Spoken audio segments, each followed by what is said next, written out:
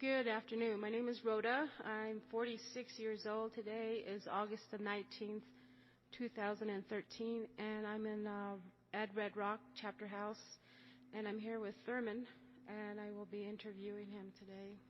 Hello, my name is Thurman J. Lynch. I am 24 years old. Today's date is August 19, 2013. The location we're at is Red Rock Chapter House. How I am related to my interview, I work with the Navajo Nation Veterinary Clinic with the Navajo Nation Veterinary Mobile Unit, and she's one of my clients. All right. Just to get started and learn a little bit more about who you are, and we'll start in where did you go to school and what was your childhood like? So there's two questions there Okay. off the bat. Well, my parents taught me to always introduce myself in Navajo, so I'm going to do that right now. Yat A Thurman Lynch Nisha, Setnajin in the Stump, the Bethlehem of Bushichin, Haskan Zoa Dashe, Arokia, Ani Dashnella, Sana she dent Aisi dent Nasha, Shmadosh Ja A Alador Herman Lynch Dalia, Shnella San A Maxine Smith Waya, Shnella Sting A. Andrew Lynch Senior William and Masana Dosha A Betty Paul Do Chi Woody Paul Senior William and Ahot A Denanishla. So How important is it to you to introduce yourself? I grew up in a very traditional home. My mother and father always taught Navajo, and they always said to me, every time you meet a person. I'm sorry. Traditional way. And what's the difference between what tradition is and what isn't tradition when in your household? Can you give me an example? Like your introduction. Okay. Why would they tell you to introduce yourself? The reason why we introduce ourselves in Navajo is because it's very vital for us to know who our relatives are.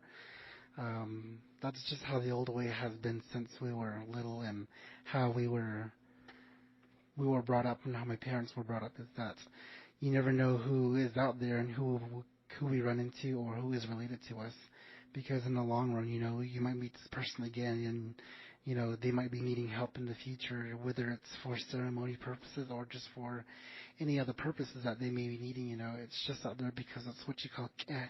The Navajo word for k'e means family, and that's one thing that's very vital in the Navajo way, to learn your Navajo friends and family, just to be out there and help them. That's the old way of doing things.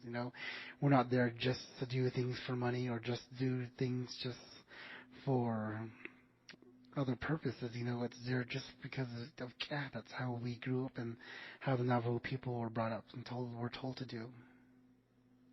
What does k'e mean?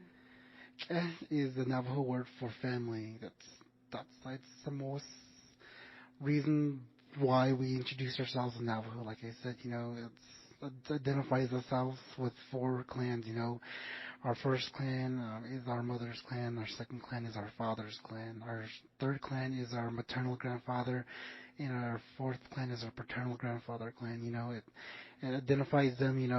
Who they are. It also tells you what clan, where it comes from, where it originated from. Like the Setnajini people, where my mother came from. It originated, and she's from the Manuelito, New Mexico area.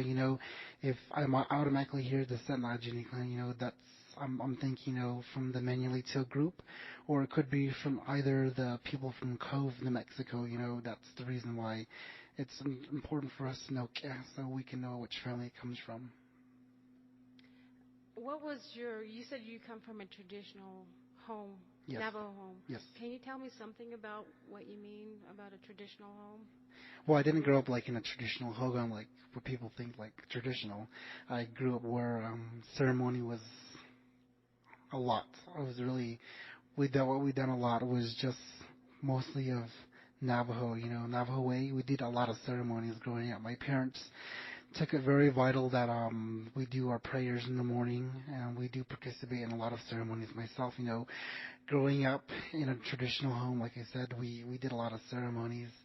My uncles, they did Yebichi dances during the winter time. I participated in that ceremony since I was maybe 6 years old, starting at a very young age, and also always having my parents would have different.